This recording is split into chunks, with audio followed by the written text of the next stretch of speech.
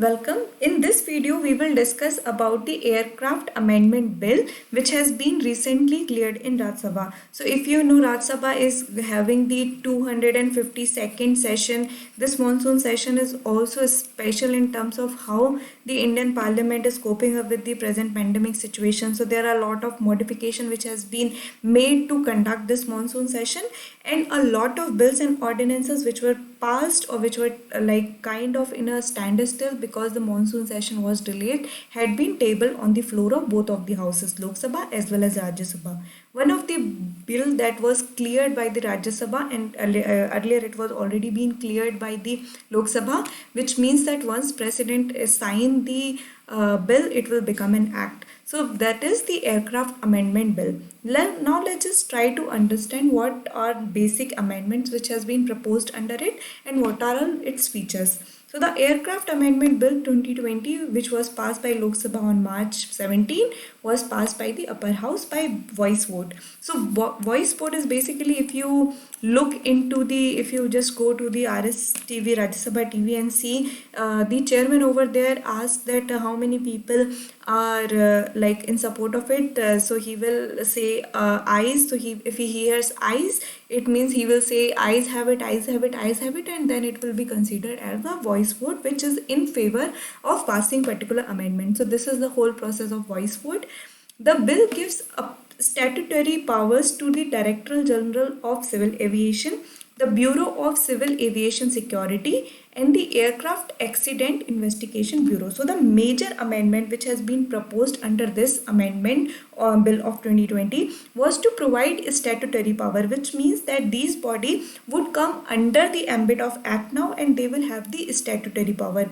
What are all these bodies are? The first one is Director General of Civil Aviation, next one is Bureau of Civil Aviation Security, and finally the Aircraft Authority Accident Investigation Bureau.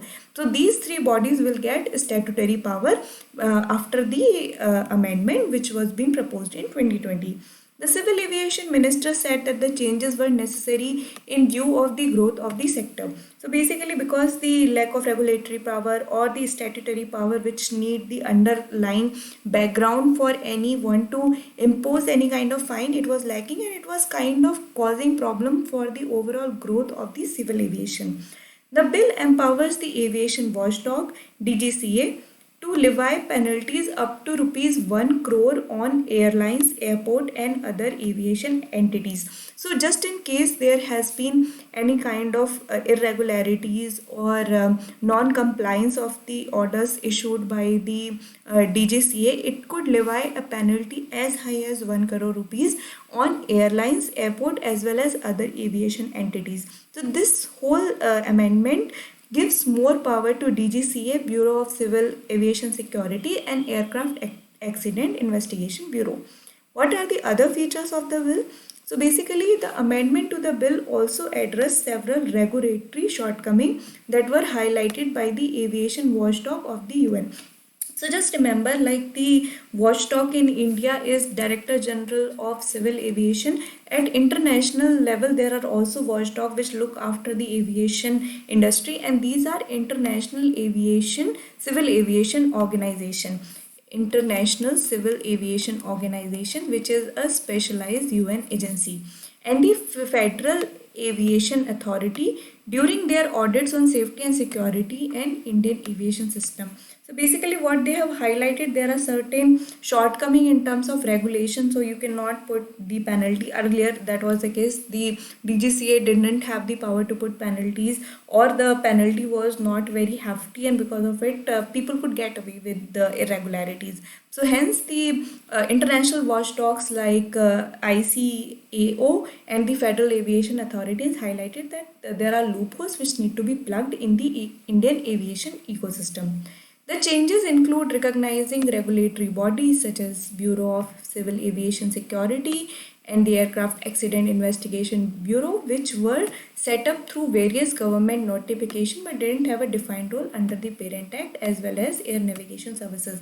So as before this bill was passed, these two bodies, Bureau of Civil Aviation Security And Aircraft Accident Investigation Bureau, they could be considered as an executive body because they have been set up by the notification of various government, but their role was not defined, and majorly their role was not defined in the Parent Act itself, which is the Aircraft Act.